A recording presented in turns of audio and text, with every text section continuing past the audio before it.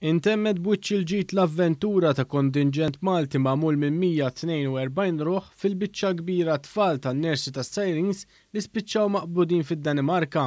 Dan wara li l-operatur privat naqas milli jonora l-obbligazzjonijiet tiegħu u jibgħatilhom ajruplan biex iġibhom lura f'pajjiżna. Il-kontingent Malti wasal l-ajruport b'titjira ta' emerġenza mill-linja nazzjonali tal-ajru l-Air Malta għal ħabta tas-satejn ta' 3 filgħodu.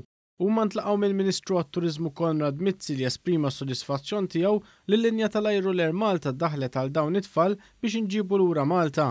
L-airline nazzjonali tagħna l-Air Malta meta jkollna bżonna nsibuha. Dan huwa l-Corporate Social Responsibility Dynamic tal-linja nazzjonali tal-ajru tagħna.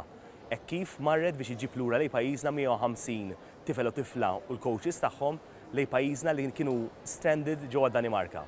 Nixtieq nirringrazzja lit-tim kollu tal-Air Malta talli organizza din il-mission biex ngħidlek biex iġib lura it-tfal u dawwar ir-rosters u schedules kemm jista' jkun malajr. Malli rifsu l-art evidenti s-sodisfazzjon tal-kontingent Malti fosthom tal-coach ta' tfal Jeremy Kassar. Hemm it-tfal mal-parents u anke kien hemm uħud mingħajr-parents. Kienet jinkwetawx ma kienx flight. U nixtieq nirringrazzja ħafna lill-Ministru anke lill-Air Malta talli għenuna biex u salvawna biex ġejna lura. Sodisfazzjon ukoll mill-ġenituri ta' tfal għall-intervent li talab il-Gvern l-Air Malta biex tiġi riżolta din il-kwistjoni.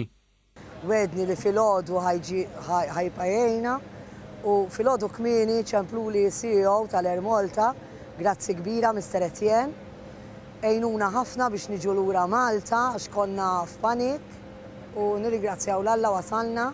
Min-naħa tiegħu il-kap eżekuttiv tal-Air Malta Clifford Ketkuti qal li malli ġiet marfa bil-każ il-ħadd li għadda mill-Ministru Mizzi mill-ewwel bdiet ħidma biex it-tfal Maltin jinġibu lura f'Malta u sostna li l-Air Malta hija kburija li kienet parti minn din il-missjoni.